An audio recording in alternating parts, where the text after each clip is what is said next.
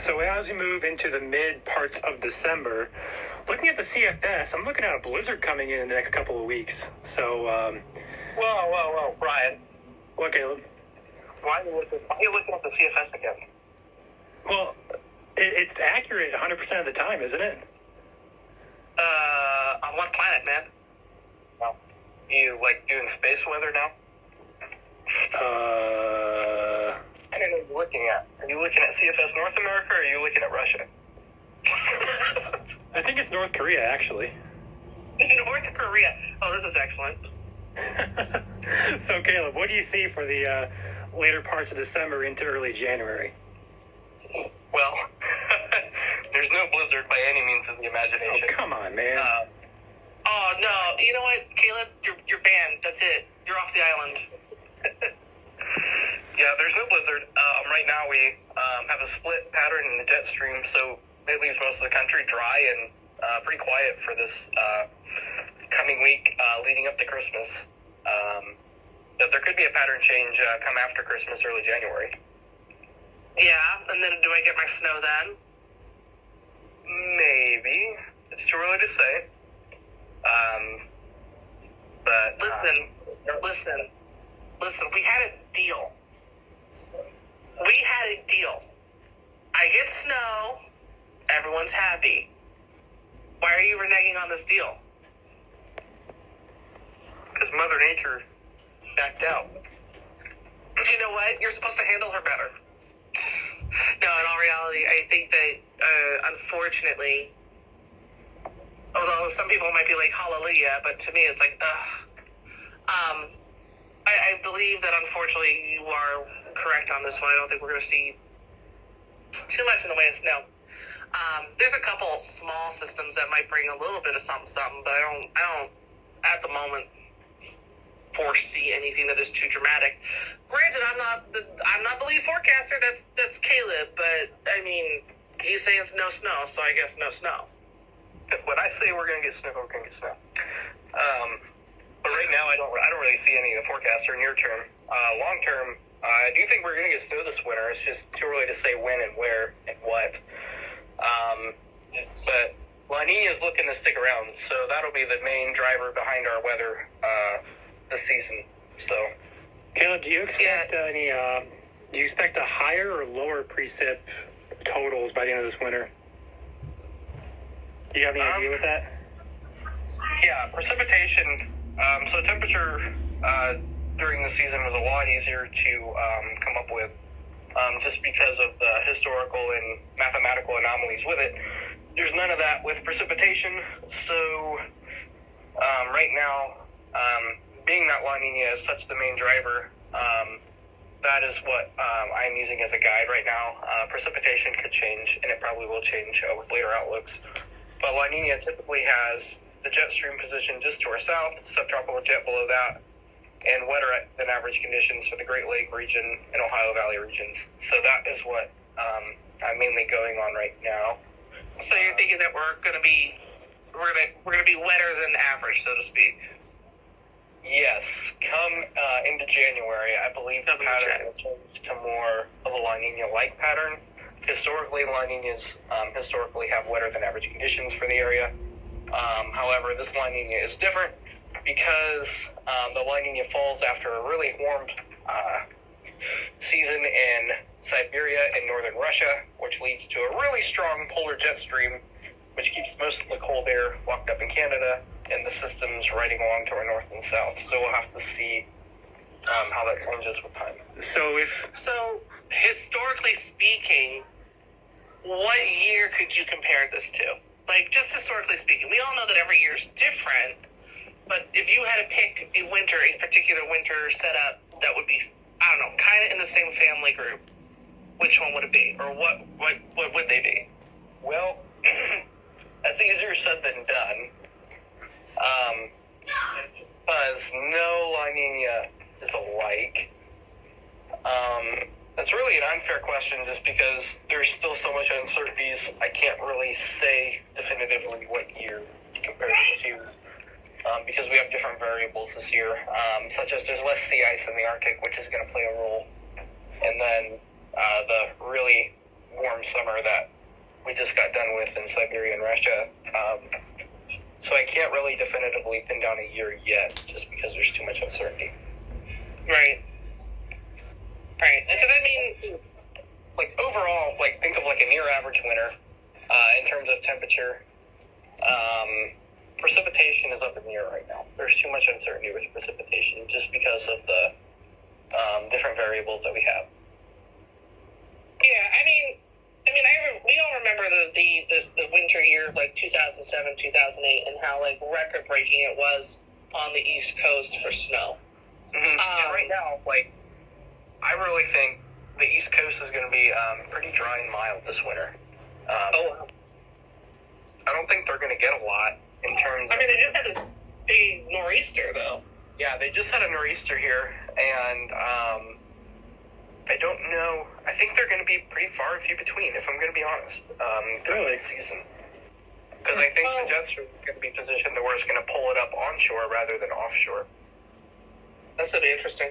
That'd be a lot more interesting. But it could be something to watch. Right. There's always a grain of salt you got to take with these long-term forecasts because, like you said, there's so many variables that go into it that one little, shift in any of the variables, and you're going to have a completely different outcome. So it'll be interesting to see how it evolves. Coming January, though, you mentioned that you expect that La Nina pattern to take shape more so than it already is. Do you expect some more, at least, precipitation, either rain or snow in January, or can you predict that far out yet, or no? Right now, it's too far out. The Climate Prediction Center is still holding to a wetter than average winter. They're holding to that La Nina pattern. Okay. So revisions of that forecast come later in the month when they release the January Gotcha. outlook. So I expect revisions there as we get more data, just when and how is it going to develop. In La Nina, typically you have a high pressure that develops. It's called the Aleutian High. There's a high pressure that's just south of the Aleutian Islands, and then you have a high pressure right around Greenland. It's called the Greenland Block, which allows the jet stream to ridge by Alaska and then dip down over the Midwest and then retreat north. That's typical for La Nina. It's just when and where those high pressures develop, how strong they are. Right. Because then we're also talking, about the North Atlantic oscillation, whether it's positive or negative, right? Right. And that'll be something to watch on just to see. Right now it's going into negative pattern, just to see how far it gets into that. Yeah, if it's negative phase, then usually it's like above normal snow. It's colder than normal, right? Typically. But again, if we get this strong polar vortex, which typically occurs when you have a warm summer in Russia and Siberia, it doesn't allow a lot of that cold air to retreat south. Right. Now, it will sometimes, but it typically keeps the coldest air locked up in Canada. So that's something we'll have to watch, is how strong that is, and if we get wobbles in it at all. So, you guys have any more questions for me, Ryan, Tia? No, I think that you're the bearer of bad news and you take all my snow joy away, but I don't have any more questions for you. Caleb, you're fired. Just kidding. No, I really do hope that. I'm a snow geek, so I really do hope that it snows. And honestly, when it snows, it might as well be a blizzard, in my opinion. So I hope we get a decent snowfall this year. But Caleb, thanks for coming on here and sharing the outlook. I want to dive in now to our top chase experiences across Indiana, and even talking about some other days here. I know we're going to talk about August 24th, 2016, but I want to dive into this with you, Tia. So what storm do you want to talk about first? Saw that storm in Bourbon.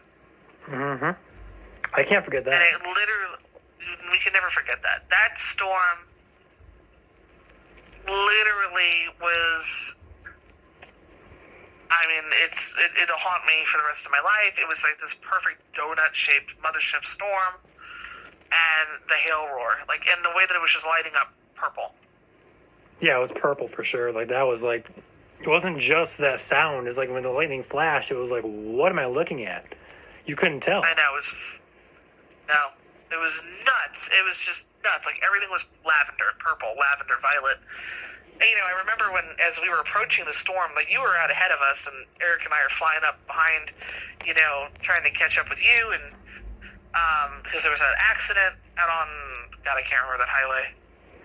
But, and you had thought you saw that funnel, and I'm still pretty sure that was a damn funnel, dude. It probably was at some point. I mean, I think at this point... At some point. Yeah. At some point in that life cycle, they had to have had something. Yeah. There's no doubt in my mind. That was a really interesting evening. Like, it was a really, really, really, really interesting evening. But, I mean, that damn storm, dude. That was unbelievable. Like, I don't think I've ever... And I've seen some pretty good ones. Like, Alberta, dude, they have some wicked weather in Alberta. But, no, nothing quite like that. If you had one place that you could chase, dude, where would it be? I hear more. I'm playing back that audio. It's something crazy. Yeah, I know. It's a very distinctive noise. I knew exactly what you were playing. I was like, I hear more. Man, we just stood there for the better part of 20 minutes trying to figure out what the hell that noise was. That's right. Like, we calling Zach. We were calling... I think I was calling Rob, too, at the time, because I knew he was chasing, and he would know what it was. But, we're like, what is this? Everyone was like, I don't know. You said if I could chase anywhere? Yeah. Honestly, it would have to be Northwest Ohio, Northern Indiana, and Illinois. You cannot beat the road network. You cannot beat the terrain. You cannot beat the storms, in my opinion. No. You can... No, you're right. I love chasing Dixie Alley, and not many can say that, but when you go to Dixie, you almost always get a tornado. It wasn't that hard for me to find a place to overlook storms. That's just my personal experience. I only chased down there once. And I've chased Kansas and Oklahoma once, and I have to say, I mean, it might just be because I've chased so much around the Midwest, but it has to be Northwest Ohio, North Indiana, and Illinois, just because of how wide open it can be. It is, really. And the road network is like a grid road network where you go every mile, any direction, you're going to have a road. And it's most likely going to be paved. You cannot beat it. Most likely, yeah. I mean, I remember chasing out in Kansas, and, it was, mud everywhere. Yeah, so the one time I went to Kansas, I went to, I believe it was called it was either Empire or Emporia, and we were Emporia, yeah. Yep, right around Reading area. If that gives you any location. Yeah, that's Emporia. So driving, the threat kept on shifting more south, and we were so far behind because we had driven all night. We left at 2 a.m. to get there, and we finally got to our original target, and we had to shift 100 miles back down to the south, and we ended up getting on a storm near Reading area.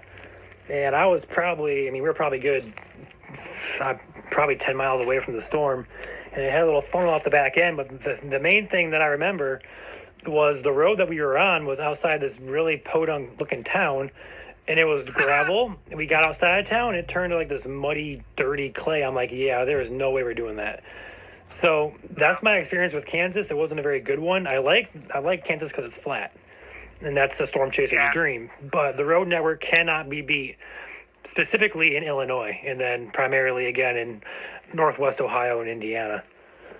I thought the only place that you're going to get good road network in Kansas, honestly, is probably going to be closer to Kansas City and then maybe Dodge City, Garden City, those areas. But I know the everywhere else. The Wichita area is going to be, that's going to be a good area. El Dorado, that's a good area. Yeah, that's another area. Yeah. The further Once north, you get out of these major, yeah. The further north and east you go in Kansas, you're not going to have as good of terrain. Same with Oklahoma is actually really, really hard to chase unless you're in the Panhandle or the western part of that, because the eastern is just hills and trees. Right. Yeah. I mean, it was nuts. I remember driving through Oklahoma. I've never chased. Oh, I lie about that. There has been 1 or 2 chases in Oklahoma. But again, it was more panhandling. Actually, it was panhandling. Yeah, because I remember having to drive through closer to the Amarillo area also. So it was more panhandling. But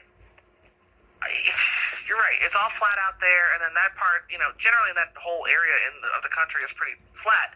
But once you get towards like Tulsa and Oklahoma City, it's a totally different story, which is really interesting because when you think of Oklahoma tornadoes, you immediately think El Reno, you think of Moore, you think of, Joplin's real close to there too. Mm-hmm.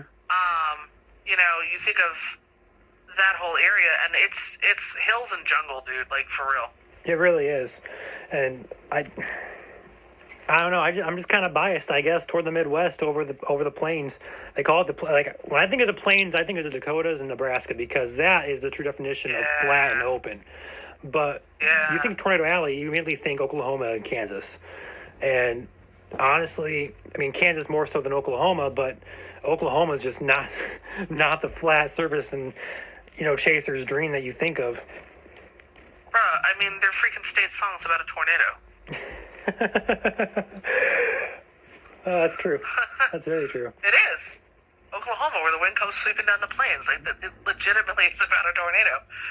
But, I probably would, I would love to chase, I like chasing here. Here is fun. Mm-hmm. It's easier for me because you and I, we have big trucks, right? So, when the corn gets, 6-7 feet high, it's really not that big of a deal. I'll still cuss about losing, a visual, but I think we all do. It's not, but it's not like, there's freaking trees, you know what I mean? But I would love to get out and really do Nebraska. Like Nebraska, South Dakota, possibly even North Dakota, maybe even into Montana a little bit. I would love to chase out there and just get a taste for it. But I just don't. I don't know. Maybe. My feeling is I'm so community based that I want to. I really want to be able to stay close to home and stay in Indiana and maybe even a little bit into Ohio, maybe into Illinois. But I want to stay home. Because that's where the heart is. A, and B, that's these are the people that we're trying to protect. And right. It's all about that hometown rep. Yeah, dude, for real. It's not even a lie. That's just how important it is. And I feel like leaving home to go chase tornadoes when there's potential for tornadoes, especially when there's potential for tornadoes here, you're just doing it for the adrenaline at that point in time. You're not even doing it for for the research part of it. Maybe you are. If you're legitimately going out and doing it for research, if you're doing the whole Reed Timmer thing where you're dropping probes and taking scientific readings now and stuff like that, then that's one thing. That's you do you. But if you're going just for the photograph and just looking to try to sell something on one of the media brokerage sites and stuff like that, you're in for the wrong reason at this point in time. Yeah, we all want to see that monster tornado, but those monster tornadoes have consequences. Yeah, they do. They really do. And nobody wants to stop and talk about those consequences. What they want to do is sit down and go to the Ponderosa or whatever freaking steakhouse that they find, or Big Texan or whatever, and talk about, man, did you see that tornado? Blah blah blah blah. But you're not talking about the lives that tornado has affected. And that's what sits with me, and the reason why I chase I want to do something to improve those lives, whether it be helping to figure out better building materials or better lead times on warnings or what have you. That's why I stay home. And we might not get the monster tornadoes, but we sure get our fair share of tornadoes, and we sure see our fair share of lives being altered. Yeah, I think it all goes back to the reason that people chase. And I know us personally, and then also the main mission of Indiana Storm Chasers is to protect the public. So right. We prefer that our chasers always stay in state versus go out of state.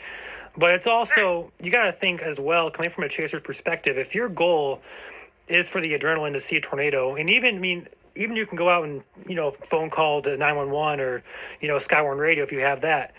But if you're going to go out just out of state for, your own adrenaline, just because there is a better chance to see a tornado, personally, that doesn't just sit well with me. That's just my opinion, but it's really just a personal preference.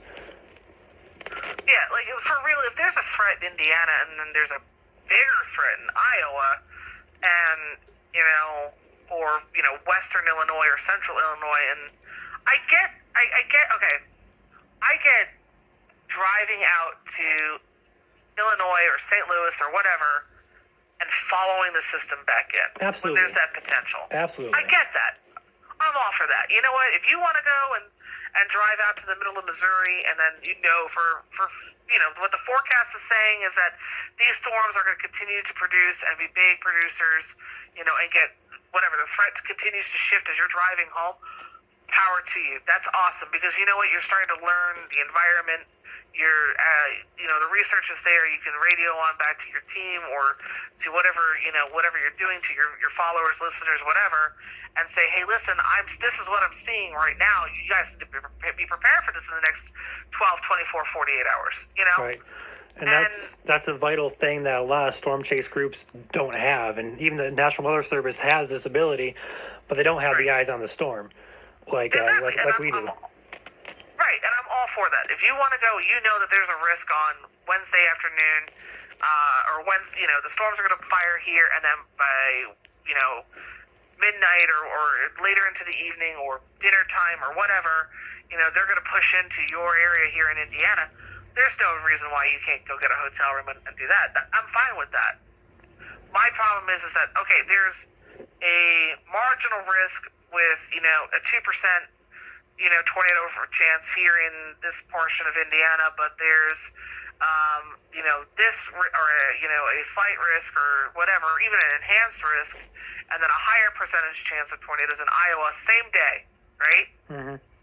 Same day, same hours, and there's no chance of those systems ever, whatever. There's, you know what I mean? Like, you're not going to be following the system in. Right. But you decide to abandon your home and the people that rely on you to go chase that enhanced risk or whatever risk it is in Iowa, you're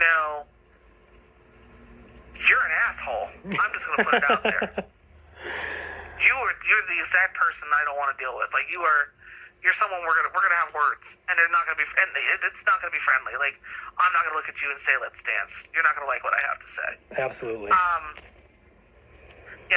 That's one thing I will never tolerate, and that's one thing that you lose my respect when you do that. And what's really funny is when the people go out to do that, and then it busts, and then the action's right at home. And I think we've seen that personally more times than within people that we know. It's happened more times than not that someone that we know chases out of state, whether it's going all the way out west or chasing Dixie Alley, and there happens to be that 2% tornado risk up in Indiana, and they're like, no, it's going to happen in, say, Kansas, because they have a 10% hatch for significant tornadoes, and then they look back the next day and go, there were 3 tornadoes 15 minutes from my house, and I didn't get a single thing, and I spent more money to drive all the way out here for nothing.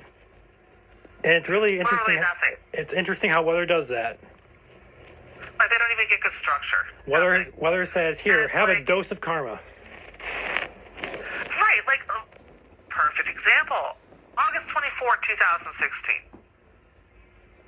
Nobody expected that. Let's be honest. Nobody. Oh, nobody. But they're like, Iowa. And we're like, I don't know. But it goes back to that feeling. You know what I mean? Mm-hmm.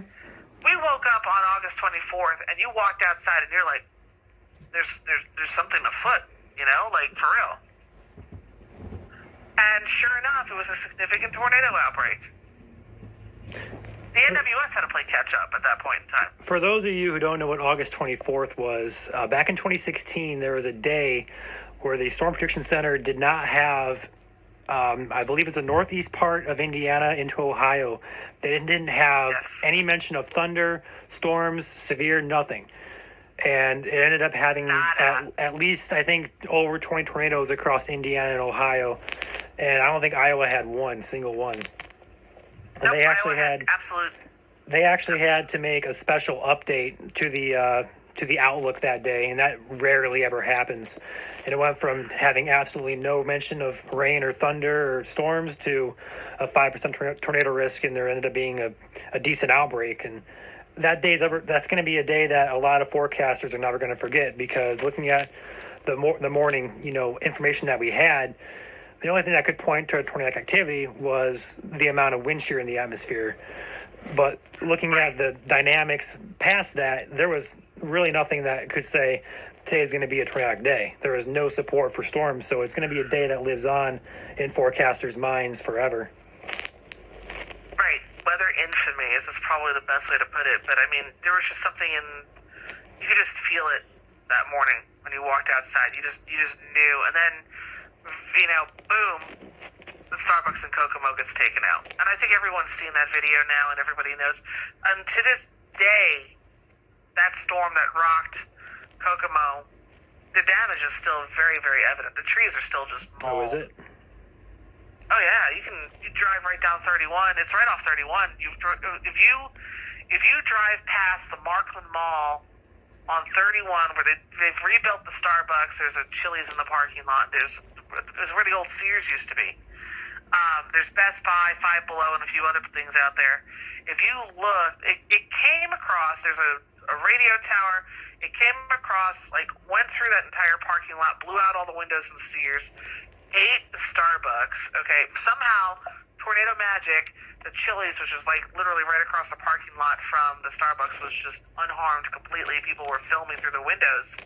And then it went across Highway 31 into a community and tore roofs off and destroyed the trees. So if you're sitting in the Starbucks parking lot and you point your nose towards, if you point your nose east, you can see the trees that are pretty mauled. And then again, behind that mall there, that Markland Mall area, you can see where you can just tell the trees are twisted, just destroyed. It's insane, the damage that particular storm did. And funny story,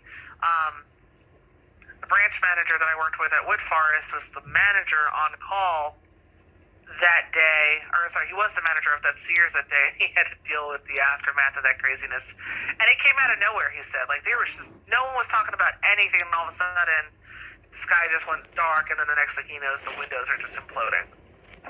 So, think about how dangerous that entire situation was. Yeah, people that day really did have no warning. People say all the time, we had no warning, but oftentimes, if you had the information and tools that you need, you would have had plenty of warning. But that was a perfect example of a day where there was no warning because no one was expecting it. Nope, and I think Caleb was one of the few storm chasers that was actually on that particular tornado. That tornado died, and then there was another one that spawned. Actually, Kokomo got rocked, I think, 3 times that day. If I remember correctly, it was 3 tornadoes that went through the Kokomo area, and Caleb was definitely on 1, maybe 2. I can't remember. He could tell us more. And then the tornadoes that went through the greater Fort Wayne area into the Ohio area, those were the big ones. Not that EF3 in Kokomo wasn't big. Right. But EF3 is not, EF3 can fairly relocate your house fairly efficiently. Fairly efficiently, yeah, it will happily do it. Depending on the storm. From memory, that storm was I think it was a little stovepipe storm. I don't recall that. I know it wasn't a wedge. As they went into Ohio, they turned more wedge-like, and I believe Caleb they were more wedgy. I believe Caleb said that he followed it from Bluffton into Ohio near the Van Wert Lima area. Yes, and that was the wedge. That was I know Ohio had a few wedges that day actually, and none of them were. Was a wedge. I think one was the EF3 and the other one was their EF2 and EF1s. So they weren't very violent tornadoes. EF3 is nothing to sneeze at, but nothing that's gonna nothing that's gonna take out your house and shatter it everywhere. But EF3 can definitely tear your roof off and collapse some walls in. Yeah, it'll eat your entire Starbucks. The Starbucks was leveled, dude. The only reason they survived was because they were in the bathrooms. Right.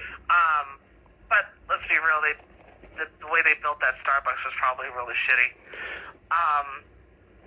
I think they even said it themselves. I watched how they put the new Starbucks up, and they didn't learn anything. It's like prefabricated walls. I'm like, I was expecting them to like do cinder block with poured rebar and everything. No, they're like, let's just clap it back together. It'll be fine. It's all about the money, saving money. It's all about the money. But it's gonna get eaten again. Mark my words. Well, we will refer to this podcast here December 7th on Monday in 2020 when this happens in the future. It's actually, you know what? It's actually Pearl Harbor Day too. So when we talk about things getting wrecked, that's probably December 7th has a history of it. It does. It does. Sadly, I mean, it's a day of a day of infamy. Again, there's that word. So a significant history date, and we're talking about weather history. That's fitting. Let's talk about one event that I think a lot of Indiana and even Illinois, I think that day too, kind of remembers. May 27th, 2019. Yeah. That day. Memorial Day, that 2019. Day. So I'm All looking day at long, at the report from the National Weather Service, the weather summary or the weather synopsis. There were 5 tornadoes in Indiana. There was one. I'll go and read these off once it loads up for me. There was one that I was on. I believe you were on this one too, near North Manchester. Silver Lake, North Manchester. Silver Lake. Yep. I was chasing Huntington County, or the Huntington area, earlier the afternoon, and I excuse me, I was on one storm that looked like it was going to do it, and it had a wall cloud, and it was feeding off the rain. Then there's like a little funnel that was hanging out the back side of it, and I was like, it's going to do it, and then the storm just went, and next thing I know, I'm going back west, because I didn't realize on radar that at that point, because I was chasing solo at that time, so I didn't have, the radar. I was doing radar maps, trying to figure out where the heck I was, because I'm actually from Michigan here. I'm Michigan based, so I'm not really familiar, or wasn't familiar with Indiana that well at the time. But looking back to the west, I saw this line of supercells take shape, and I was like, yep, that's the main show, and I started blasting back west. And as I was approaching this, I think there was 3 or 4 different supercells that were embedded. They weren't isolated, so it wasn't an easy choice to pick. One was better over the other. It was tough. So, looking at the radar and looking at the best positioning for inflow and what's going to feed off what, I decided to go north. I forgot the exact town names. I can probably pull it back up if you give me a second. But I decided on the northern cell. If I had to make a guess, you probably were near Akron. I believe I was just north of Akron. I chose a cell that was going north of Akron. Yep. So, and that storm actually produced a pretty decent tornado. It did, but the one that I ultimately decided going on, it became tornado warned. I think it was near Akron, so I decided to jump off the north cell and head back towards south. So I'm coming down, I believe it's 131 if I remember right, into North Manchester. And as I was entering North Manchester, no, actually, I was entering Silver Lake. I'm trying to find my maps here. I forgot where I put my maps on my phone. No, it wouldn't be 131.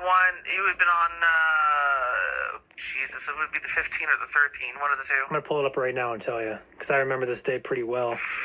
Yeah, because if you jump on the 15 outside of Wabash, it'll take you up into Silver Lake and then up and on into the Akron and Warsaw area. So it was Route 13 is what hold on. That's it, yep. Route 15, sorry, 15. 15, yep, I know the exact route because that's the exact route I was on when I took a certain photo. So I was up near Warsaw, just south of Warsaw. Now, it's coming back to me now. I was up by Warsaw, and there was a cell. I was heading north. It was over Etna Green, heading toward Leesburg, Milford. And the storm to the south near Akron, Athens, Rochester, Beaver Dam, that area, that one went warned and had a really strong couplet on it. And the couplets where you have those winds on radar meeting. So I decided at that point to drop back south, and I'm on 15, right? And I'm scrolling Twitter, and I come across a tweet that had a picture of looked like a pretty good stovepipe type wedge tornado, and it said, "This is just taken outside of Akron." I'm like, oh boy, I'm headed right for that area. This is my storm. So being solo, my anxiety is so spiked. It's starting to pour down rain. I'm headed toward into Claypool, and there's a curve. Oh, yeah. There's a curve just as you enter Claypool, and Yes, at there that is. curve, the rain was coming down so hard that my truck hydroplaned and it slid about 20 feet. I'll call about 10, 20 feet off the road. At that point, I thought I was done. I was shaking so hard. I'm like, I'm done for. The tornado's going to hit me. I'm done. But luckily, that four-wheel drive brought me back out. So as I continue south on 15, I hit Silver Lake. And as I'm driving through Silver Lake, I'm like, all right, this is getting too eerie because the rain had kind of let down. The sky was really like pitch black dark. And this is already evening time. This was already in the evening, so I didn't have much light to work with. But you could tell, looking to my west, it was completely dark. So I'm driving through Silver Lake, the small town, and as I'm hitting close to Main Street, and the tornado siren goes off. And as soon as the tornado siren hit, there was a wall of rain that just came in and went whoosh. And I'm like, whoa. At that point, I looked at my radar. I forgot the exact time, but it was about, I want to say 8 minutes old. So I'm looking at a radar image that's 8 minutes old. And when you're talking tornado chasing and tornado closing, like moving at a mile a minute, you're talking 8 miles. And this tornado, Silver Lake to Akron, I mean, that's not even 8 miles. Like, that's closer to 3-4 miles. So at this point, I'm looking at the storm where I think it is. I'm like, I got to go back north. So I went back north toward Claypool. I hit a side road to take me, it wasn't 14, but I hooked back up, I believe. I want to say it was probably the South County Farm Road, and I headed south on 14, and I headed back east on the Route 14, and I headed toward North Manchester and dropped into North Manchester on 114. And at that point, I have some pictures that I can find. I'll throw them up here on the podcast for you guys to see. But at that point, driving on south on Route 13 at that point, I looked to my west, and here is the base of the storm, what we call the wall cloud. And it was the biggest wall cloud I have ever seen in my life. And at that point, I knew I was safe because the storm was about 2 miles to my west. So I knew I had time to get back down south in front of it. But also, considering that the storm was cycling. When a storm cycles, you have a mesocyclone that likes to bounce around. Is like I kind of call it bouncing around. It likes to shift positions a lot. And because this wall cloud was the mesocyclone, the wall cloud was so huge, I didn't know exactly what part of the storm to look at because I didn't have the light. I wasn't on a good angle of the storm looking at it. So I head into North Manchester. I head east on 114, and I head down. That's the road, Stratton Road. So I pull off and I look back to my west, and I record a video of a tornado that has just lifted. And then as the video is ending, I pan back to the left. There's another tornado right there. But before I filmed that, there was another tornado, a third tornado in the middle of this wall cloud. And the second was on the right side of the wall cloud, and the third was on the left side of the wall cloud. So this whole entire base was putting down tornadoes at the same time. And at that point, I'm like, this is going to be dangerous. I'm looking over my head. I'm seeing southeasterly screaming, which is what you want for tornadic activity. You want south or southeast winds at the surface. So I'm looking at this storm, and I'm seeing on radar it's taking a right turn. I'm like, oh, crap. I got to get out of here because it's headed right for me. So I head south, and I head toward Bippus. And on 105... just south of Bippus, I met a few other chasers, and we're watching this base come closer and closer to us, and all of a sudden it puts down this multi-vortex type of, I wouldn't really call it a wedge type multi-vortex, but it was like a stovepipe, just, classic tornado look, picking up debris, and we're like, we gotta get out of here. At that point, it was way too dark for me to continue chasing, so I headed back into Huntington, and I hit a gas station. I forgot what gas station it was, but I hit a gas station there, edited my video, got it uploaded, and ended up getting it featured, I believe, on the Weather Channel, and it was just an overall for a solo chase day, very successful, but also very anxiety-ridden. And I know you're on that storm near Silver Lake, too, so I'd love to hear your story, but that was my story experience with Memorial Day, and that's the chase that I will never forget. Oh, yeah, no, that day, so... that particular day actually is my sister's birthday, and we'd been hanging in Logansport the whole day doing the cookout thing, and you got a little bit of rain earlier in the day, if I believe, but there was a whole lot of nothing. And then, just for giggles, actually I just found the photo of the Silver Lake tornado. So just for giggles, I finally looked at the radar, and I'm like, you know what, let me just take a look. We're winding down for the evening, that type of deal. And I saw this line of storms starting to fire, and I'm like, you could hear the thunder off to the west, and, you could see the storms, and I told my husband, and I said, do you want to go? And he's like, yeah. Yeah. Yeah. And so got the sister to watch the kids, and we took off, and we initially headed south towards Peru, that area. Peru, Kokomo. We thought, okay, this is where it's going to start, because they were kind of moving northeasterly that day. You remember? Mm-hmm. Yep. And we said, okay, we're gonna hit it at the source. That first storm that we hit, right off. Was it 31? It might have been 31. It might have been actually behind Grissom Air Force Base. I can't remember what road that is. But the base, again, one of the largest wall clouds that I've ever seen. The whole base of the storm was rotating. And we were sitting on the side of the road, and it's just coming down.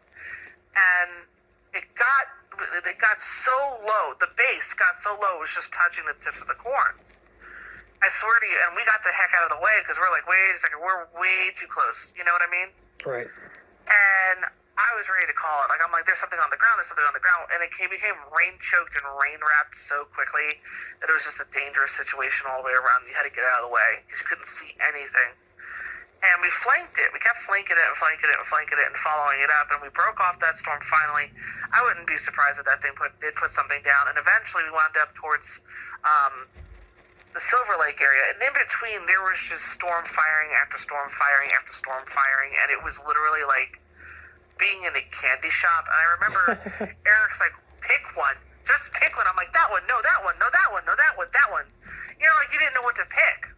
I agree with you. It was really hard. So we happened upon the storm right around Silver Lake, and actually you initially helped me identify this storm because I had just taken photos. Totally forgot where the hell we were, which is not smart to do. Just don't. And I kind of let it go to bed because at that point in time I really wasn't, quote, professionally chasing. You know what I mean? Right, just leisure. It was leisure chasing and then calling in the warnings and stuff like that. I was being the good child. So this particular storm, again, I remember the sky being just dark teal. So you were further east than I was on this storm. Now, I don't think I knew you at this time, did I? You didn't know me at all. We didn't know anything of each other, but it's so funny that we were on this particular storm together. Yeah, it's kind of funny. And you were further east, and when you chase, you tend to play it a hell of a lot more safe. You know what I mean? Where I'm like, I want to be in on top of it. I want to be in the bear cage with it. And, just our difference in styles. We tend to read storms the same way, but I'm like, okay, this is where this tornado's going to be, and I want to be right on top of it, where you're like, I think I can watch it from over here and let it come in and get out of the way real quick. And so you were further east watching the same storm. And then I was off to the west of the storm when I took this photo of this tornado. I'm going to send it to you so you can put it up on the podcast so they can see it. Okay. And it's got the water tower. You can see the Silver Lake water tower out in the background, and the flooded field and the whole bit. But the sky was teal. It was dark teal. Just dark green, angry, typical tornado. And, it was one hell of a day. It was one hell of a day. So we stopped chasing at that point in time because it was starting to get dark, right? Right. And you know me, I don't like chasing at night. The only time I will chase at night is if I'm convoying with you. Because I know how I am with tornadoes and with severe weather, and I get entirely way too close. And at night, you can't do that because you really got to rely on radar very heavily and occasionally lightning strikes if you're lucky enough to have a very luminous storm. And it's not smart. So you being who you are and you play it a lot more safe than I do, that's why I will chase with you at night anytime. And we chased out at night a couple times now, I think. Yeah, at least twice. At least twice. And so we headed back home, and as we were driving home, we got to New Waverly, and it was the backside of the storms had already moved off further to the east, and the sunset was illuminating the storms, and we got one of the most dramatic displays of mammatus that I've seen in a long time. And I think you know the photo that I'm talking about. Oh yeah, I know the photo you're talking about. Yeah, I know it. It looks like fire. And we stopped and we actually sat in the New Waverly Fire Department parking lot for quite a while, just watching this display of mammatus on the backside of another severe storm that was actually rolling through the Kokomo area at the time. And yeah, that was definitely one of those days that'll just go down in the books for me, because you didn't know what storm. Each storm started to look better than the last. But I think there were only 5. I think you said there were only 5 reports of tornadoes that day? I couldn't pull it up. My phone wouldn't let me do it. But I believe, if I'm looking at this right, there's going to be at least 5 in Indiana. Yeah, there was at least... I would agree with that statement that there was at least 5. At least 5 in North Webster, the northern half of Indiana. I'm not sure if the southern half had any or not. I don't remember that. I don't remember. I mean, I'm ashamed to admit that I didn't pay attention to that. But at that time, again, I wasn't chasing or if you want to call this professionally, but I wasn't chasing, for any real purpose other than, just alerting things. Actually, I think we had a contract. I think Eric and I had a contract with a radio station. It was like the River or something like that in Logansport. That we had a contract with, that we would report severe weather when it came into our area at that point. So I'm looking at 11 tornadoes across the Indianapolis coverage area and North Webster coverage area. So I'm looking at 11 total. So it's a pretty significant outbreak. So yeah, because there was a tornado that went through Marion too, and then Noblesville, and then you're right. Yes, you're right. So interesting to note here. Looking at the North Manchester tornado in Wabash County. It happened from 8:26 to 8:30 p.m. was rated EF1, and the path, had I stopped in North Manchester, I would have been plowed by that tornado. Had I stopped. Yep. And that's why radar lag. At that point, my radar was lagging 8 minutes behind. If I didn't have the instinct that I have, I probably would have been hit by that tornado. And that's crazy to say. No, it is crazy to say. And that's another thing that I've noticed a lot. Eric and I will cuss about it all day long about radar lag, because there's a significant lag. There's, 5-minute lag, 10-minute lag, and it's it gets spooky, and you have to learn how to really chase by eye. You can never necessarily just rely on radar when you're chasing, especially in this area. The radar, I don't know if you've noticed, but the IWX radar sucks. I actually prefer IWX over DTX, Detroit's in Grand Rapids where I live. Detroit doesn't update theirs for 6 minutes a piece. Grand Rapids is more like 4 or 5. I think it depends on the day, really. I'm not sure what's going on with that. Yeah. But IWX is actually one of my favorites in the area, next to Cleveland. Oh, no, I'm not a big fan of IWX. And it might honestly be because of the amount of radar clutter that IWX has. So IWX has to cover such a large area that, they do. I mean, it's just so overstressed. It's not their fault. It really isn't. It's overstressed. And in between those areas, there's so many of these stupid wind farms that create so much radar clutter that it just becomes really, really hard. Again, you're not getting the whole picture. And that's kind of something that they stress. If you go to the spotter classes, they will stress to you that having decent spotters and decent chasers that they can rely on for decent reporting, like honest, good reporting, is so important to them, because their radar 100% is not going to tell them, the whole picture at all. Never. There's been many times that we've been chasing and we see something either, rotating on the ground or, about to be on the ground. A perfect example of this would be Kingston, Michigan tornado. I was chasing back in August of 2017, and I was up in the Thumma, Michigan, in Sanilac and Tuscola counties, chasing this we call surface-based supercell, a low-top supercell. A low-top supercell. Yeah. Little low tops. Yeah. So there was no lightning with the storm at all. There was never one lightning strike, and the rain never had a hail core. Never really, it was just a normal. You look at the radar, it goes, oh yeah, that's just a thunderstorm. Nothing, too important with that.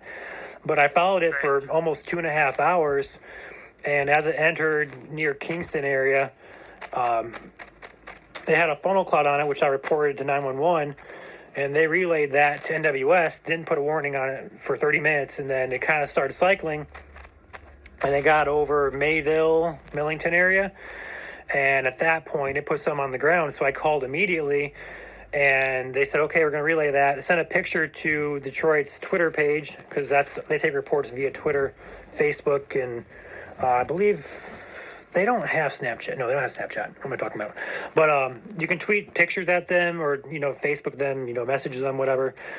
And they took them 9 minutes from the initial touchdown to issue the tornado warning. And when they issued the warning, it had been on the ground for 6 minutes, lifted, put down a secondary tornado, and that one had lifted before the warning came out. Luckily, nothing, no houses got damaged, but I did see a barn get tossed pretty efficiently. I'll go ahead and put the video, if I can put a video over this, I will, or pictures of the damage that I still have. Somewhere I'll dig back up.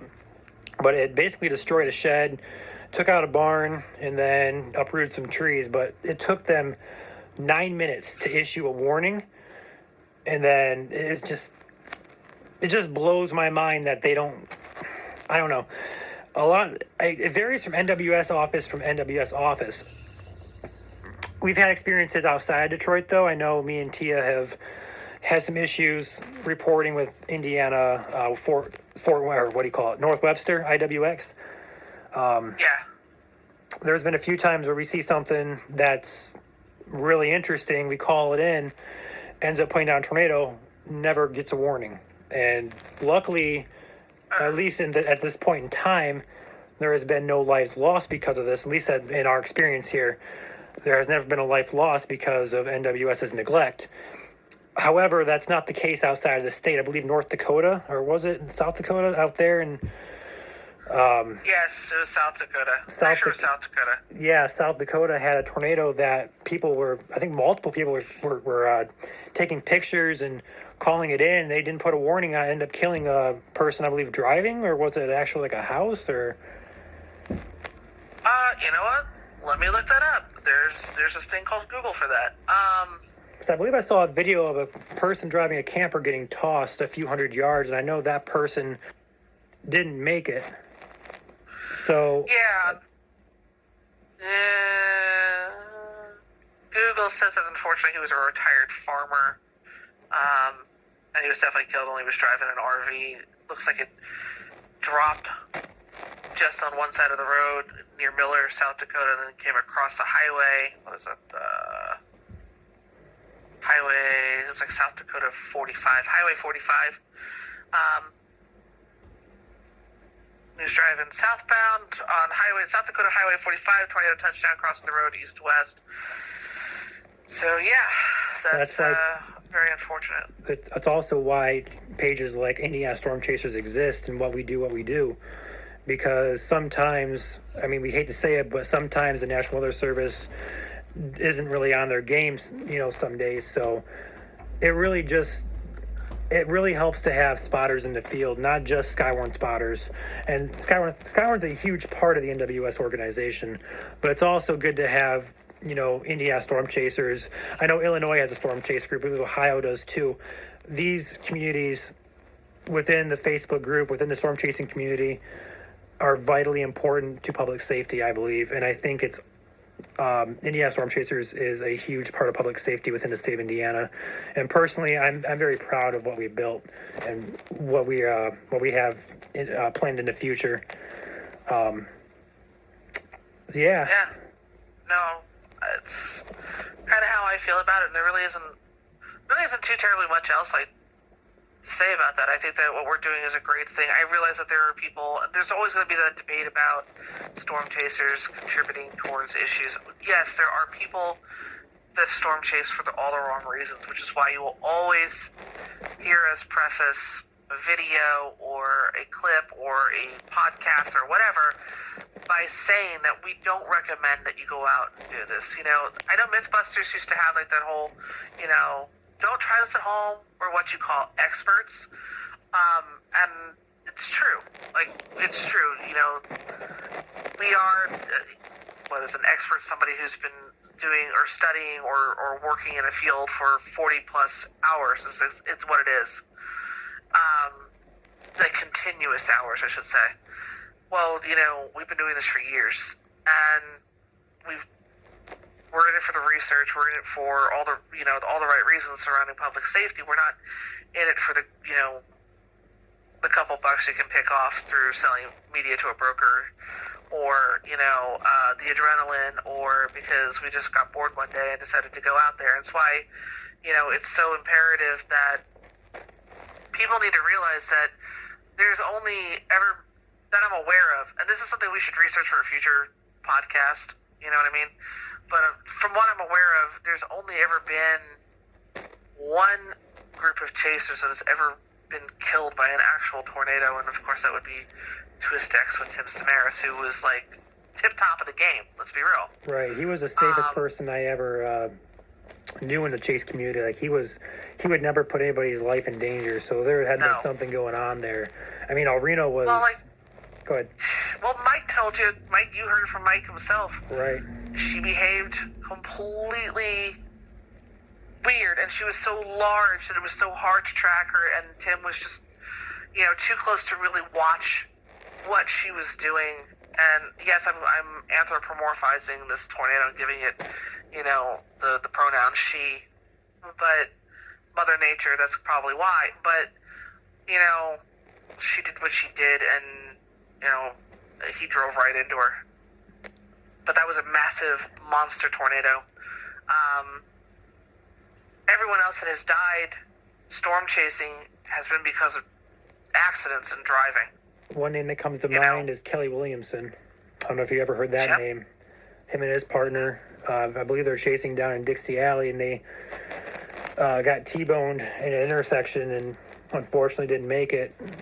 There's been, Abby, put it down for Abby. Not really storm chasing related, but a storm chaser's daughter was killed by a texting and driving person. Didn't see him, rear-ended him, and ended up killing Abby. And that's if you see a lot of purple balloons and a hashtag put it down for Abby, that's what that's for. Texting and drive. A text can always wait.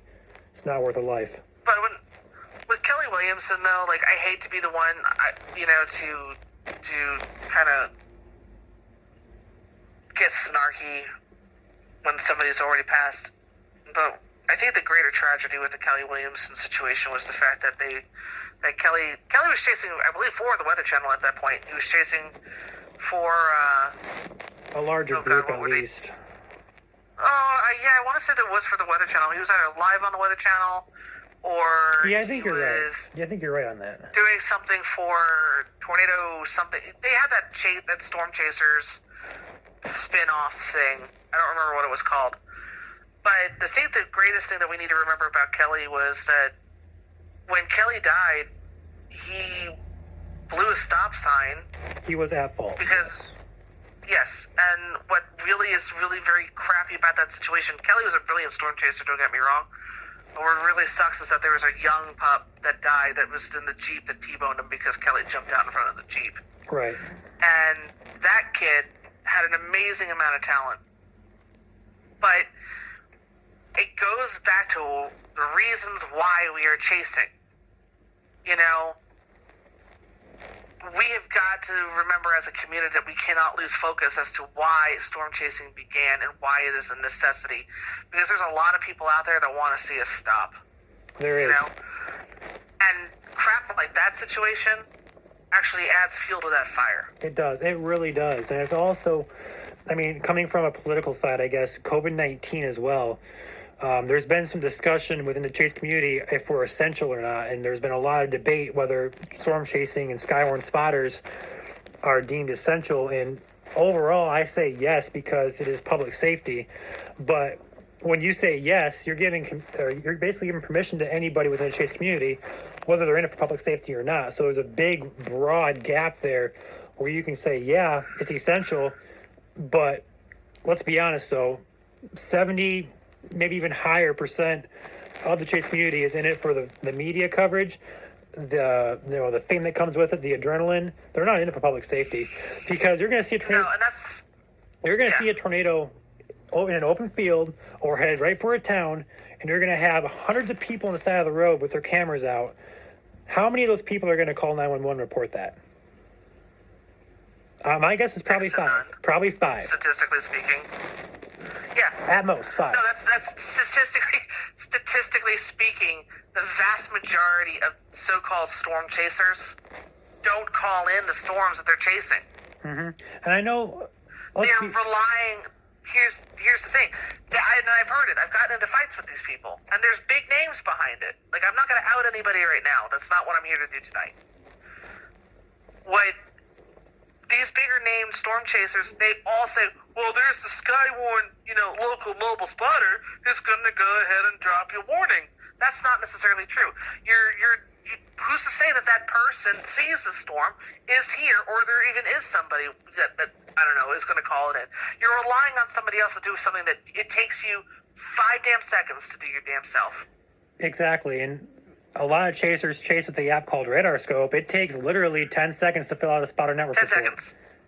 Hit a button, it has it all type a filled out message. practically for you. Yeah, they have pre-recorded message in there. You just click a message. If you want to add a note, you can add a note. Otherwise, it's not necessary. You hit 3 buttons and you drop it. Yeah, It even has the GPS coordinates right there for you. Yep, and that relays right back to NWS. Right, yeah, seriously, for real. Like, it's not hard to do. So, when I remember back, we were coming up on, we had this discussion through Indiana Storm Chasers whether we were considered essential or not. And because there was an event coming up, I don't remember what event it was. All I remember was that just about everybody busted. March 28th. Everyone went out. March 28th, Cambridge, Illinois. Yep. Cambridge. The only thing that didn't bust was Cambridge, and everywhere else, everyone went down south. But everyone who went north towards Cambridge didn't bust, but everybody else who went south busted. And so I remember calling Indiana State Police, and I got in touch with the sergeant there, and I can't remember his name. It's in my truck somewhere. And I said, listen, are we considered essential or not? Are you going to give us grief if we're pulling over? And he told me right then and there, if you are marked with Skywarn, and if I notice that you're obeying the laws, and you're not, speeding, and you're not blah, blah, blah, then he's going to consider you essential. But he did tell me at that point, and I related to you, and I related to Zach, that he had beef with these adrenaline junkies. So, but he did say that we were considered first responders at that point in time because we're providing a service to keep people safe. Without us, there's the potential for disaster. Right. Because again, there's so many. One of the things they tell you, again, with IWX and Skywarn classes here, is that sometimes they might see a couplet very briefly, but then they lose it. Right. And then the scans aren't always telling us everything that the story is, especially when we get those lines of storms and it's not like an isolated supercell. Right. It's QLCS. Yep, there you go. And that's exactly what it is, and they miss it. Why we'll get into like what you said about NWS not, when we actually give them reports and they just kind of poo-poo it. We'll discuss that at a later date. We've already had a contact with IWX that is wanting us to give them information on how we feel that we could fix it. And we are going to be doing that here shortly. We'll probably make that public at some point in time. We should. Yeah, we will. Once we have a chance to actually finish sitting down and talking with this gentleman, then we'll publish all of our findings and go from there. But again, are we essential? Yes. But people who are out there just for the sake of adrenaline and to make a buck off of, pick a broker, that's not essential, dude. Like, that's not essential at all. I agree. Completely agree. But Unfortunately, I think we've though, wasted people's time enough tonight. yeah, unfortunately, though, we're going to have to wrap this up. We don't know exactly what our next episode's going to be, but personally, T, I think we should grab, Eric or Jordan and throw them on here and let them tell some stories, introduce themselves, and go from Why there. not both? One at a time. Let's get to know each one of our chasers one at a time. If they want to come out at the same time, cool. But, Oh, no. cool. I'm down for that. I think we need to, before we do wrap up, though, we really should talk about one final topic. Okay. I think you'll agree. Our 20,000 follower giveaway. Ah, yes, indeed. So, as you may know, Indiana Storm Chasers was founded back in October 2019. And since then, we have accomplished almost, as it sits right now, December 7th, as of the recording of this podcast, we're sitting at 18,990 likes. So, we're going to go ahead and give away some of our merchandise, shirts, hats, lanyards, whatever you guys suggest or want. We can probably get it for you. No promises, but we'll try our best. But our main goal here is to hit 20,000 likes on our Facebook page by the end of the year. Now, however, we're a little bit late to the gun, so we're going to extend this probably into January, maybe up to February 1st. We'll talk about it here. But we're going to start running this contest as soon as the podcast goes live. We'll make a Facebook post about it. We'll make an Instagram post about it, whatever. So the rules to enter this... I'll tell you. Yeah, before you get to the rules to enter, I'll tell you what. I'm going to sweeten the pot. Ready?